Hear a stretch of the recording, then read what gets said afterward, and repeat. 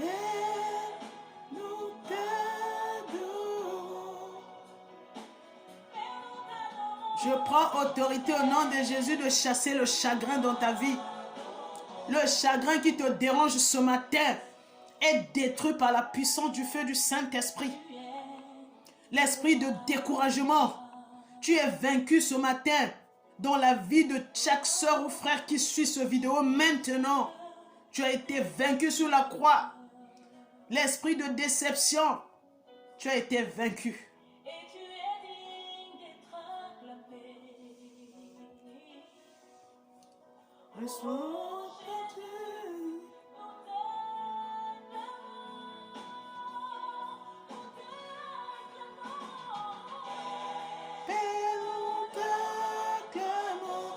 Bien-aimé, je veux te rappeler que pendant que l'ennemi est en train de faire des plans, des mauvais plans de ta vie pour 2020 et 2021, toi aussi commence à faire des pièges, à tendre des pièges dans la prière, à faire aussi des plans mauvais pour l'ennemi. N'attends pas 2011, n'attends pas 2020, c'est maintenant. Je veux aussi te rappeler que l'homme est devenu plus mauvais que l'animal. Le lion même est gentil. Le serpent même, quand tu ne lui fais rien, il ne te fait rien. Mais l'homme maintenant, l'homme, que ce soit en Afrique ou ici, pourquoi nous sommes devenus mauvais? Plus que le serpent. Plus que le serpent, bien-aimé. Les temps sont durs. Restons attachés, connectés à notre Dieu, s'il vous plaît. Sinon, on n'y arrivera jamais. L'esprit qui te met dans la tête que tu es fini. Au nom de Jésus, maintenant, je prends autorité sur cet esprit et je dis, ce matin, ma soeur, mon frère, tu n'es pas encore fini. Jésus va continuer quelque chose avec toi. Commence à préparer déjà l'année 2011 aussi. N'attends pas, bien-aimé. Je te donne un secret. L'année, il faut la préparer en avance. C'est l'inspiration que j'ai eue. Moi-même, là, je ne le faisais pas. Mais le Seigneur m'a dit, maintenant, comme vous allez rentrer en 2020, tu commences déjà à préparer aussi 2021, bien-aimé. C'est le secret que je te livre. Et tu verras la main de Dieu. Parce que tu vas prendre le devant. Pendant que les ennemis vont penser, ah, on attend 2021 pour faire ça. Toi, déjà, 2021, tu l'as déjà arrangé dans la prière. Sois béni, ma soeur. Sois béni.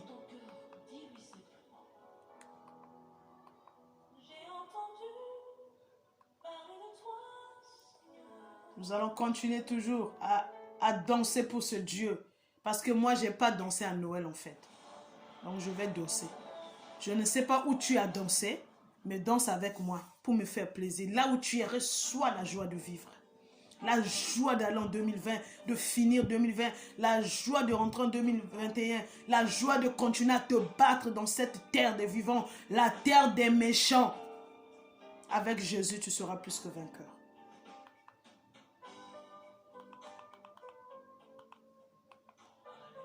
Je vous amène un peu dans la louange. Parce que j'ai envie de danser.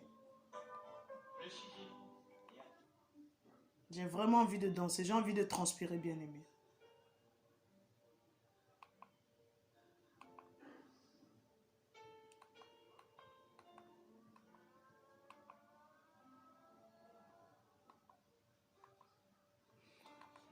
Alléluia. Restez connectés. Louange chrétienne. Musique louange chrétienne. Donc je suis en train de demander à l'autre là de nous emmener dans vraiment l'adoration. Il mérite l'honneur, la gloire et l'adoration.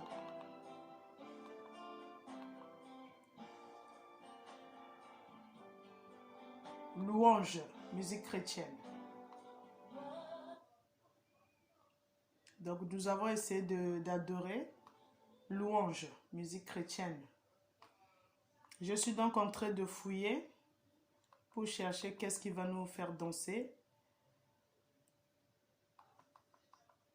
Parce qu'il mérite l'honneur, la gloire et l'adoration. Jésus-Christ n'a pas changé. Quels que soient les problèmes que tu vois, ne pense pas, même pas une minute. Je te rappelle qu'il n'a pas changé. Il y a un temps pour toi. Sois patient et persévère.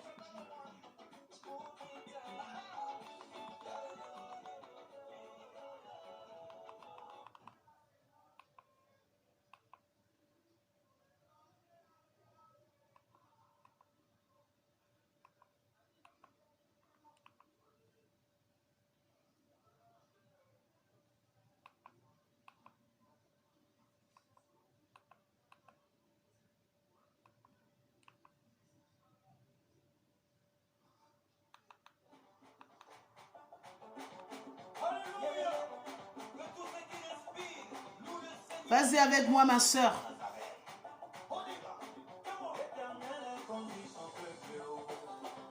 Il n'y avait pas des yeux étrangers. Binesika Ozali. Joyeux Noël à vous. Du côté du Congo-Brazzaville, les États-Unis, Londres, les quatre coins de l'Afrique et les quatre coins de l'Europe. Recevez la joie d'entrer en 2020. Je chasse les soucis.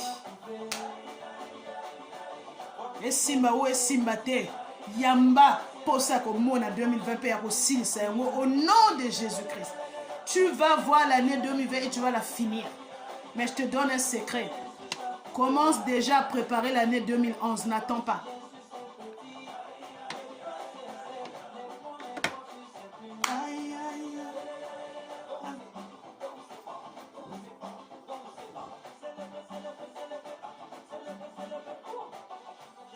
Renouveler ma force, à renouveler ma cœur, à renouveler ma famille.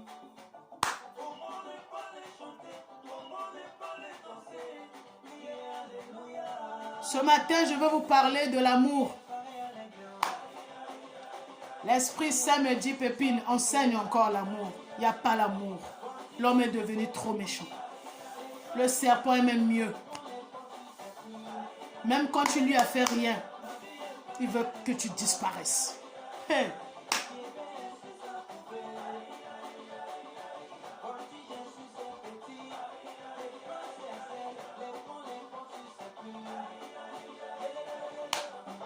Bah. Eh? Alléluia. Obinaka wapie.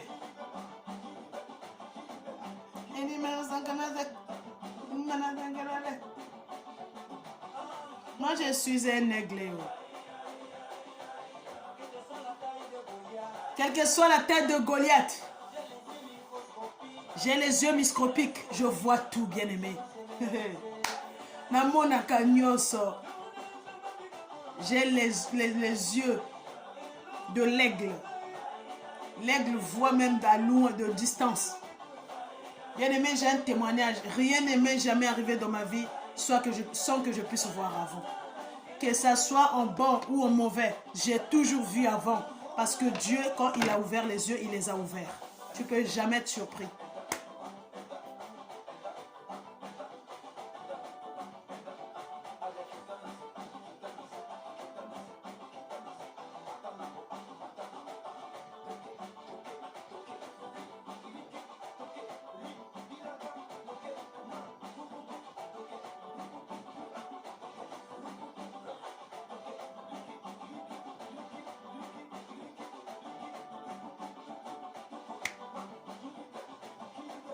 L'amour. Je parlerai que de l'amour aujourd'hui.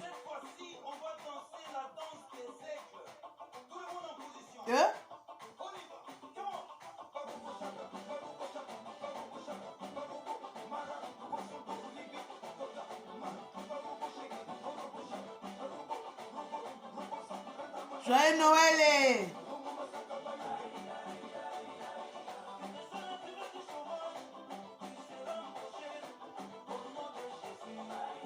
Quelle que soit la taille de Goliath, avec Jésus, nous avons la victoire. Mais nous devons avoir l'amour du prochain, le cœur. Dieu regarde le cœur. Pour te bénir, Jésus a besoin, il regarde ton cœur.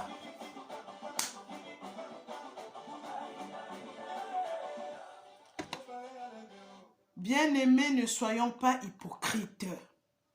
L'amour, le vrai, c'est ça que Dieu nous demande. Le Seigneur m'a dit de vous parler dans ces 2 versets bibliques.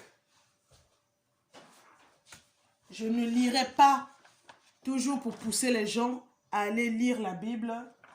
Souvent, je ne lis pas.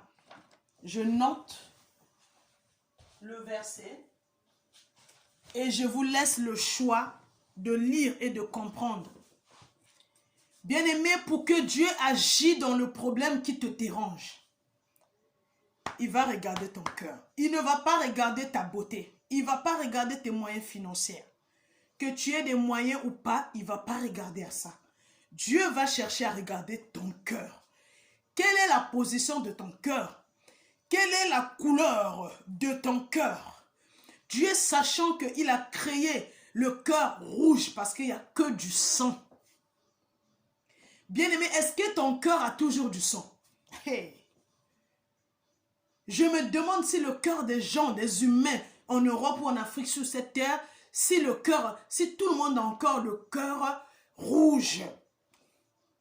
Je pense qu'il y a des gens où, à la place du cœur, c'est devenu des cailloux. Mais en regardant, si vous l'opérez, c'est rouge. Mais en réalité, ce n'est plus rouge. Ce n'est plus la chair. Bien-aimé, toi, ce matin, mon frère, ma soeur, essaie de voir toi-même. Ton cœur est toujours resté tel que Dieu l'a créé, ou toi-même, tu as ouvert le cœur, tu as mis des choses mauvaises, la haine, la jalousie, la colère, le complexe, tout. C'est en ce moment-là que le cœur ne reste plus le même. Quand tu ajoutes la jalousie, l'orgueil, ça ne sert à rien. Quand tu as toutes ces choses-là dans ton cœur, sache que ton cœur n'est plus le cœur que Dieu avait créé. Ça veut dire que tu as déjà changé. Ça veut aussi dire que ton comportement va changer. Ça veut dire que tu vas devenir sorcier. Puisque pour être sorcier, il faut avoir un mauvais cœur. Bien aimé, j'ai toujours dit que être sorcier, ça ne veut pas dire que il faut ou bien on te voit toujours en train de voler comme corbeau ou quoi. Ou tu prends la forme de l'hibou. Non. Le cœur. Toi, si tu as un mauvais cœur, tu es déjà sorcier ou sorcière. Je te le dis et je te le confirme. Cherche à changer. Si tu as déjà l'esprit que quand quelqu'un a quelque chose, toi tu commences à te dire, pourquoi c'est pas moi? Est-ce que la personne qui a reçu là, c'est pas un humain? Elle ou il n'a pas le droit de recevoir quelque chose de la part de Dieu? Pourquoi on doit tout te donner? Pourquoi on doit s'occuper que de toi? Et quand Dieu t'avait donné, tu avais fait quoi? Qu'est-ce que tu avais fait? Qu'est-ce que tu avais donné à Dieu? Même à Dieu. Parce que moi, je connais les sœurs et les frères qui ont juré qu'ils ne peuvent plus donner, soi-disant, les dîmes à l'église. Ça enrichit les pasteurs. Les pasteurs, c'est les sorciers. Les pasteurs, c'est tout. Ils ne peuvent plus donner les offrandes. Même quand tu pries pour la personne, dans sa tête, tu pries, c'est ton problème. Tu as accepté devant Dieu que tu voulais prier pour les gens. Tu as fini son problème, au revoir, bye, il est parti. Bien aimé, si tu as des comportements comme ça veut dire que quelque chose est déjà rentré dans ton cœur. Sors cette chose. Laisse ton cœur être propre comme Dieu l'a créé depuis que tu es sorti du ventre de ta mère. C'est dans cette position que tu vas voir glorieusement la main de Dieu dans ta vie. Victoire sur victoire. Combat, oui, mais toujours victoire. Combat sur combat, victoire sur victoire. Pas combat sur combat, échec sur échec, non. Quelle est la position de ton cœur? Le Seigneur me dit de vous parler, de vous donner ces 2 versets. Il dit, parle encore. Le cœur de l'homme est devenu trop mauvais. L'autre ne t'a rien fait même rien. Rien. Elle ou il était toujours là quand tu avais des problèmes. Mais quand il tourne le dos ou elle tourne le dos, tu parles mal de lui. Tu parles mal d'elle. Moi, là, les gens ont parlé. Les gens ont dit qu'elle a eu un faux blanc. Il ne lui a pas laissé l'argent. Bien aimé, mais je suis en vie. Je suis en vie. Il n'a pas emmené ma vie. Et il n'a pas fini tout l'argent. Qu'est-ce Qu'est-ce que les gens n'ont pas raconté quand j'ai perdu mon époux? Il y en a qui ont même fabriqué des histoires. Le deuxième enfant, ce n'est pas son enfant. Elle l'a eu avec un autre homme ici en France parce que le monsieur était marié au Congo. Il était marié où? Tu étais à la cérémonie du mariage? Tu avais la carte d'invitation? Le cœur de l'homme, la jalousie. Et je suis sûre que ces gens-là, en ce moment précis, sont très contents, à l'aise, mais tant mieux. Parce que j'emmerdais. Avec mon pauvre blanc, j'emmerdais les gens. Je dérangeais. Vous qui sachez si elle était mauvaise, pas moi qui connaissais sa poche, je sais. Je n'ai pas trop envie d'aller en profondeur dans ma vie parce que ça a touché ma vie. Pendant que vous étiez content, moi j'étais blessé. J'ai fait 1 an sans plus recevoir les gens, sans plus prier pour les gens, pour se concentrer pour moi-même. Bien-aimé, pourquoi le cœur de l'homme est si mauvais? Pourquoi vous voulez toujours juger aussi? Vous jugez les serviteurs de Dieu, vous jugez les servants de Dieu, vous jugez vos maris, vous jugez vos femmes. Si ton mari ne va plus avec toi, vas-y. Si ta femme, ça ne marche plus, laisse-la au lieu d'aller parler du mal de la personne, derrière elle ou derrière lui. Et quand vous êtes à la maison, bébé, chéri, attendez. C'est tuer quelqu'un. Quand tu ne veux plus de la femme, dis à la femme que je ne veux plus, ça ne tient plus, au revoir. On s'est vu sur cette terre, vous n'êtes pas sortis le même jour. Même les jumeaux se séparent. Il y a quoi? C'est quoi le mauvais cœur que l'humain a maintenant? Tu haïs ta femme, tu haïs ton mari. Si ça ne marche pas, laisse-le. Si ça ne marche pas, fais-le asseoir, parler si ça ne passe pas. Bye! En associant toujours Dieu. Parce que j'ai toujours dit, ne prenez pas les décisions de séparation sans mettre Dieu dedans. Sinon, tu vas faire n'importe quoi. Tu mets Dieu dedans. Tu commences la procédure avec Dieu avant d'aller partout. Tu commences déjà, Seigneur. Regarde cet homme ou cette femme que tu m'as donné. Seigneur, ça ne marche pas. Regarde ça. Regarde ci. Regarde ça. Père, si vraiment tu veux que je continue à rester dans cette maison, fais que cet homme ou cette femme change. Mais si ce n'est pas ta volonté que je continue à rester, Seigneur, gère ce sujet. C'est comme ça que nous devons préparer les séparations. Mais ça ne veut pas dire que vous devez préparer pour n'importe quel problème, séparation. Pour des conneries, séparation. Parce qu'il est sorti, séparation. Parce qu'il a eu une autre femme, séparation. Non. Dieu peut le changer. Mais à un moment donné, si tu vois que rien ne se fait, décide-toi et prends ta décision, dépose devant Dieu et dis à Dieu, Seigneur, j'en peux plus, je vais passer à l'acte. Qu'est-ce que tu dis? Dieu révélera, Dieu parlera. S'il le veut, parce qu'on ne peut pas exiger Dieu. Voilà pourquoi je veux vous inviter donc chez vous à la maison, bien-aimés, à lire dans 2 Chroniques, chapitre 12, verset 28. Dans 2 Chroniques, la Bible dit, parle de aimer Dieu et servir Dieu, si je ne me trompe pas. Dans 2 Chroniques, Dieu nous dit, la Bible nous dit, pourquoi servir Dieu? Parce que je vous ai toujours dit, je vous parlerai toujours de servir Dieu. Bien aimé, avec Dieu, c'est donnant-donnant. Depuis que Dieu te donne des choses, depuis que Dieu te fait, il y a trop de choses qu'il a déjà fait. Toi, tu as déjà fait quoi? Étais-tu déjà dans une église à ranger même les chaises? Non, tu n'as pas ce temps. Non, tu évites des problèmes. Parce que les raisons souvent c'est ça. Ah, j'évite les problèmes. Moi, quand je suis quelque part, j'évite les problèmes. Va, arrange les chaises et sors et vas-y. Es-tu déjà parti balayer une église? Même l'église le plus proche de chez toi. Tu peux demander. Tu peux aller voir, je ne sais pas si c'est les prêtres ou c'est les catholiques, l'autre là, tu dis, ah, moi je voulais bien être parmi les gens qui font le ménage dans l'église. Par semaine, je suis disponible même une fois. Est-ce que vous savez que vous pouvez le faire? Et ça va appeler Dieu. Ça va bousculer le trône de Dieu en faisant ça. Je vous ai dit, Dieu, ce n'est pas seulement les offrandes et les sacrifices aussi. Dieu, ce n'est pas seulement les dîmes. Dieu sait faire quelque chose dans sa maison. Peu importe le pasteur comment il est, peu importe qui comment il est, toi vas servir ton Dieu. Si tu vas être intercesseuse, si tu vas prêcher la parole, si tu vas chanter dans le choral, je ne sais pas qu'est-ce que tu peux faire, si tu vas balayer l'église, bien aimé, c'est ça servir Dieu. Si tu vois que c'est trop ça, c'est trop demandé pour toi, sers Dieu dans la manière de donner. les sacrifices, les enfants pauvres, les handicapés. Dans les hôpitaux, tu peux, même ici en France, si tu achètes des packs de lait, tu vas donner à l'hôpital de Meaux ou à l'hôpital de la ville où tu habites, les gens ne vont pas refuser. Ils ont besoin de sucre et de lait là-bas. Si tu vas à la Croix-Rouge ou à Horizon, ou je ne sais pas où, tu as des choses, tu vas, tu offres, tu dis, c'est pour les plus démunis. Même s'ils vont vendre, ce n'est plus ton problème. Toi, tu as déjà fait l'œuvre de Dieu. Donc, dans 2 Chroniques, chapitre 12, verset 28, nous allons lire et savoir pourquoi devons-nous servir Dieu. Vous allez me dire, ah, elle aussi, Mikolotou, va servir Nzambe. Je sais qu'il y a des gens qui disent, si toi tu as accepté de servir, il n'y a pas obligé les gens. Je ne vous oblige pas. Je vous mets seulement sur le bon chemin, bien-aimé, parce que ça paye bien.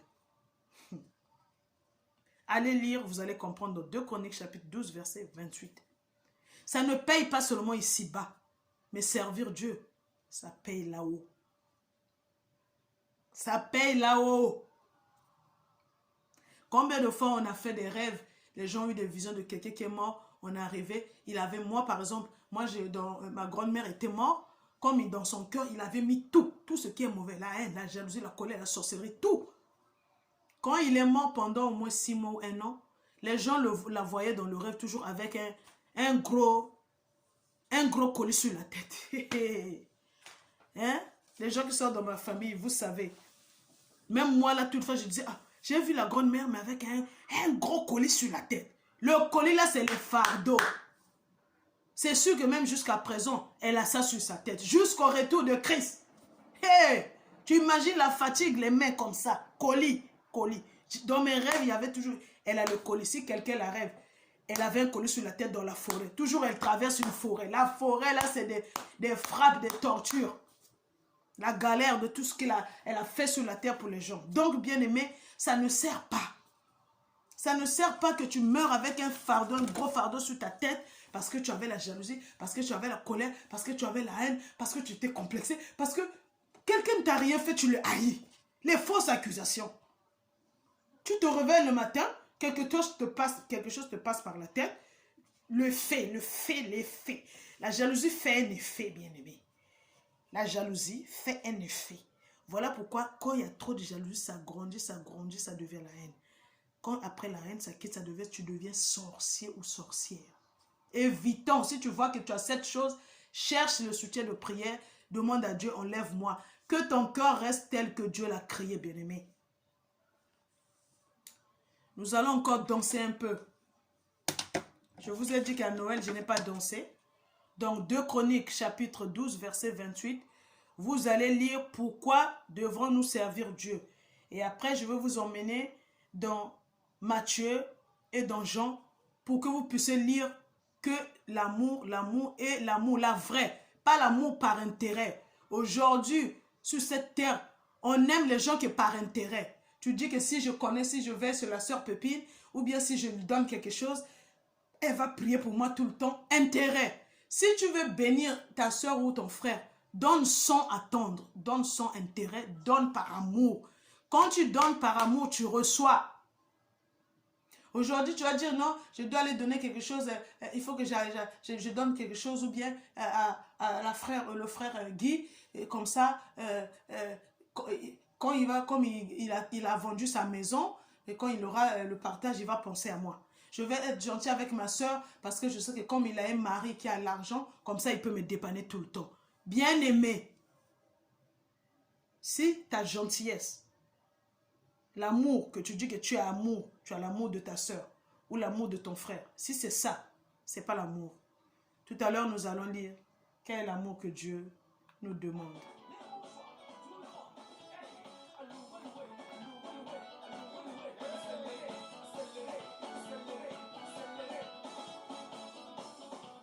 Obinaka.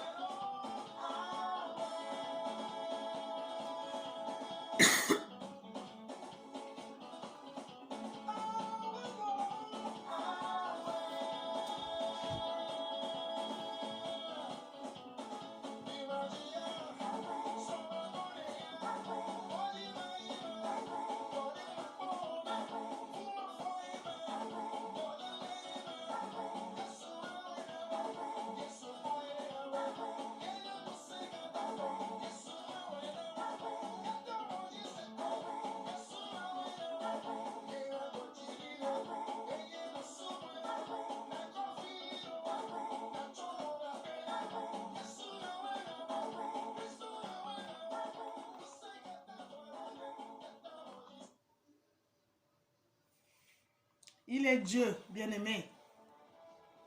Jésus-Christ est Dieu et Jésus-Christ est encore en action. Juste le cœur, bien-aimé. Le cœur est toujours le cœur. Il est bon notre Dieu, bien-aimé.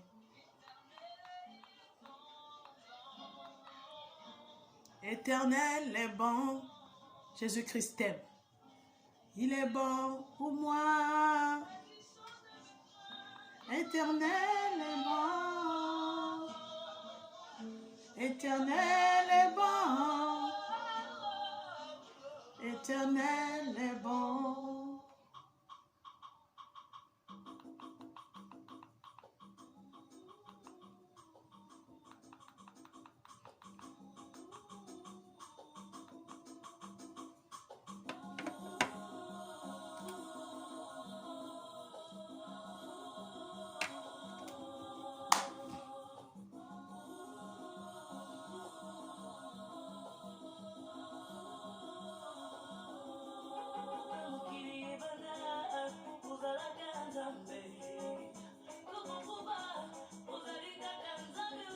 Jésus-Christ est né Dieu. Depuis que le monde est monde, il est Dieu. Et jusqu'à aujourd'hui, continue à être Dieu. Et il restera Dieu, bien-aimé. Tout ça à cause de l'amour de Dieu, bien-aimé. Si Dieu nous a donné Jésus-Christ, si Dieu a permis que Jésus meure sous la croix, c'est par amour pour nous. Si ce matin je fais cette vidéo, c'est par amour pour vous. Je veux que vous puissiez apprendre ce que moi j'ai appris. Je veux qu'on puisse se partager les mêmes idées. Savoir que tu n'es pas encore fini. Savoir que tu dois aimer avec le vrai amour, bien aimé. Le vrai, c'est avec le vrai que tu seras béni.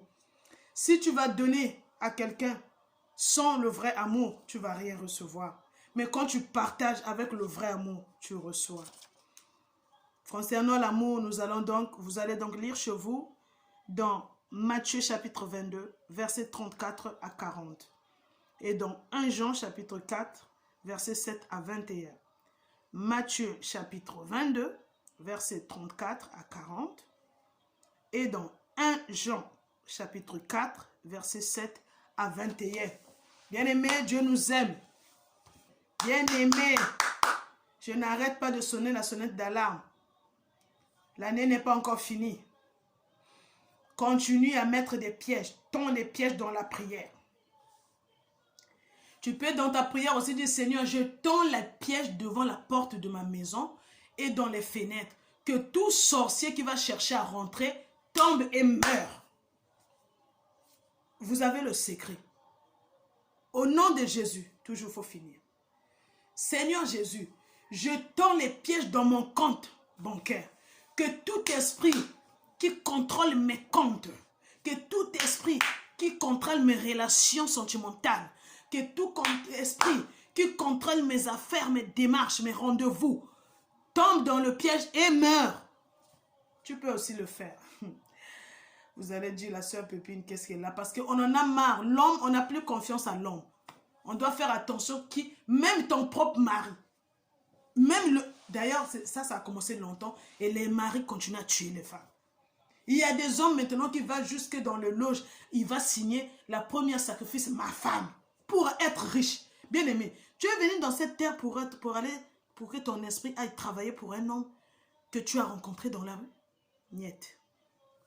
Ce n'est pas le plan de Dieu. Il y a aussi des frères que les femmes sont en train d'aller rentrer chez les marabouts parce qu'elle va avoir le succès, parce qu'elle va être connue sur les Champs-Élysées, que tous les riches puissent la connaître. Elle va sacrifier son père, sa mère, son frère ou son mari. Je dis niet, ce n'est pas le plan de Dieu. Tu ne dois pas accepter des choses comme ça, bien-aimé. Jésus-Christ a été déjà sacrifié pour toutes ces choses. Il n'y a plus de sacrifice à faire, sacrifice de corps, sacrifice de... Il n'y a plus. Maintenant, on peut faire des sacrifices de lait, de sucre, le riz, donner je ne sais pas où. Ok? On peut peut-être donner même les offrandes de dîmes, sacrifices de dîmes, de l'offrande, oui. Mais sacrifice du corps, l'âme et l'esprit, que quelqu'un te prend ça et donne quelque part parce que tu ne sers à rien sur la terre en fait, quoi. Ou tu la déranges. Quand tu veux plus de l'autre, fais asseoir les gens, dis c'est fini, même vous deux seulement. Quand vous êtes rencontrés, vous étiez deux. Finissez ça à deux. Pas avec le marabout, pas avec le quoi. On est fatigué.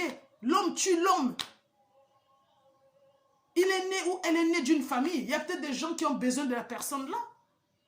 Imagine-moi, la soeur Pépine, quelqu'un va aller faire des réunions, va aller déposer des plaintes dans le monde des ténèbres parce que je la dérange et me tuer.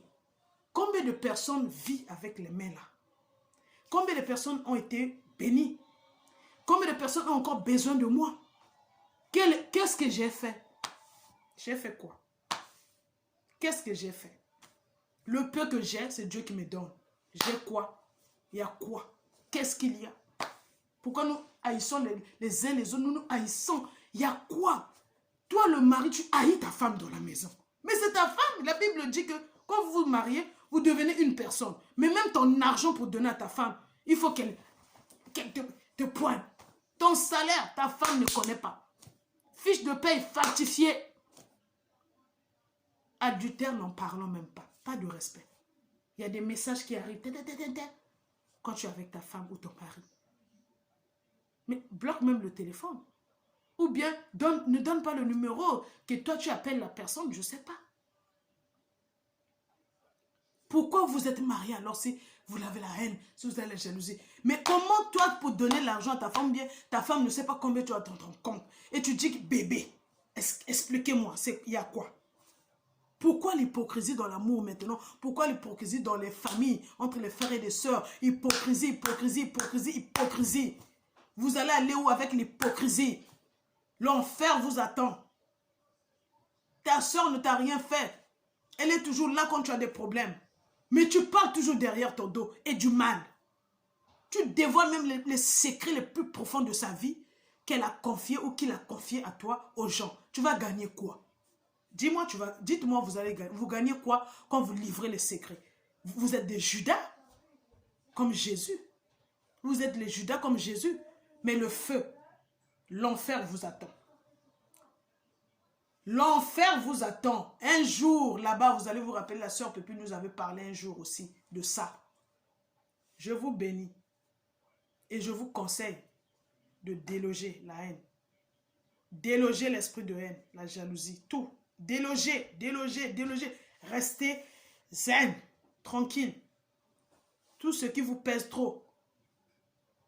Imaginez la croix de Jésus-Christ et mettez ça là-bas. Je dis bien imaginer. Je n'ai pas dit aller déposer parce que la croix n'est plus. Et puis il n'est plus sur la croix. Jésus n'est plus sur la croix. Mais tu imagines la souffrance de Jésus sur la croix et tu déposes tout sous ses pieds. Je suis désolé pour les gens qui pensent que Jésus est encore à la croix, ils vont déposer quoi à la croix, ils vont faire tout à la croix. À la croix, il n'y a personne. Désolé si vous ne le connaissez pas, mais moi je sais. Si vous voulez apprendre ça, demandez-moi conseil ou allez lire la Bible. La Bible est claire qu'il est ressuscité le 3e jour.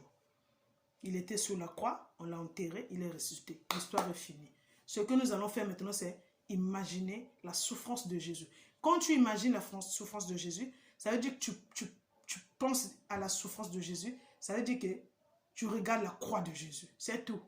Ce n'est pas où tu vas penser que moi, la soeur Pépine a dit qu'il faut aller déposer sous la croix. Tu vas chercher une croix où on a mis Jésus, tu déposes. Non, je ne parle pas de ça. Je vous bénis. Bisous, bisous. Soyez bénis. Si on peut danser encore un peu.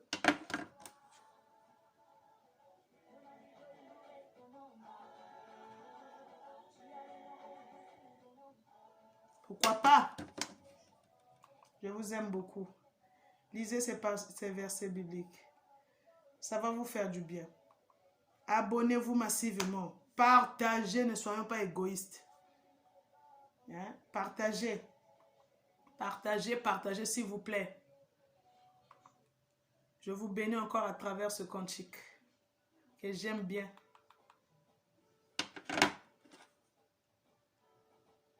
Et je vous dis au revoir. À bientôt.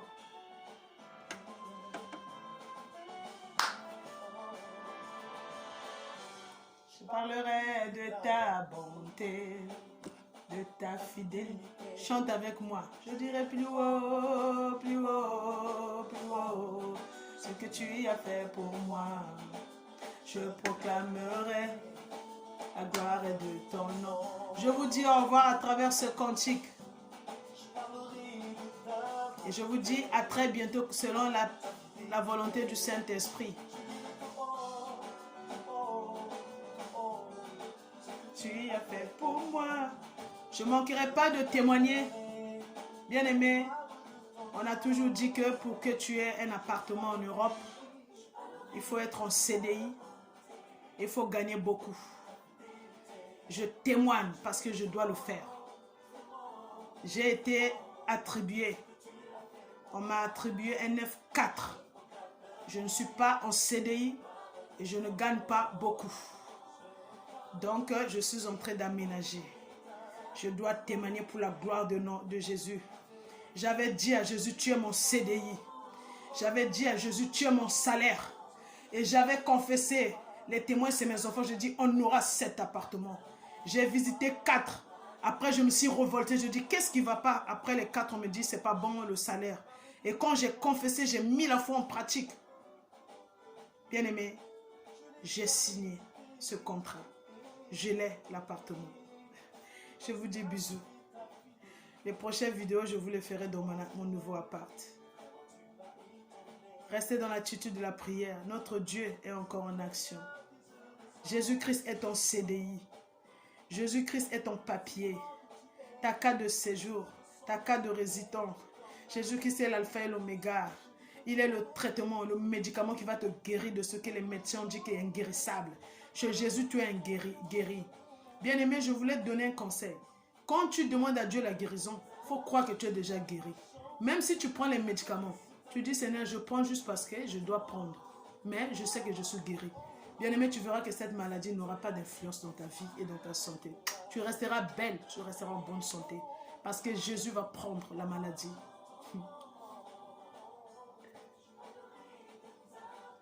Alléluia. Je dirai plus haut, plus haut, plus haut. Tu as fait pour moi. Je proclamerai ton nom. Quand la réponse est venue, mon assistant social, c'est lui qui me suit pour le logement, m'a appelé, me dit félicitations. Comment tu as fait? Je dis pourquoi il a dit, je n'étais pas sûr qu'on pouvait te donner un F4. Je ne voulais pas lui parler trop, mais au fond de moi, j'ai dit, Jésus-Christ est mon salaire. Jésus-Christ est le CDI, mon contrat de CDI. Rien ne peut être refusé. Rien ne peut m'être refusé sur cette terre. J'aurai tout ce que Dieu veut que j'ai. Ce n'est pas la pièce d'identité, ce n'est pas l'argent ni les salaires qui va te donner quelque chose. Ce n'est même pas les médecins, c'est Dieu qui te donne ta santé, bien-aimée. Je vous aime beaucoup. La gloire est de ton nom.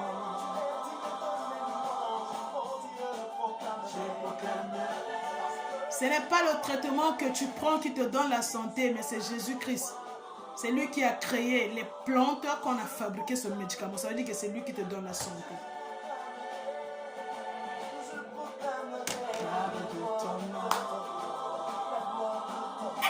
Je vous aime beaucoup. Vous me manquez. La soeur Laetitia Andani. Hey. Mère double. Sois bénie. Que mon Dieu te bénisse pour tous tes services. Sois bénie, ma soeur. Bisous. Bisous, bisous, bisous. À bientôt.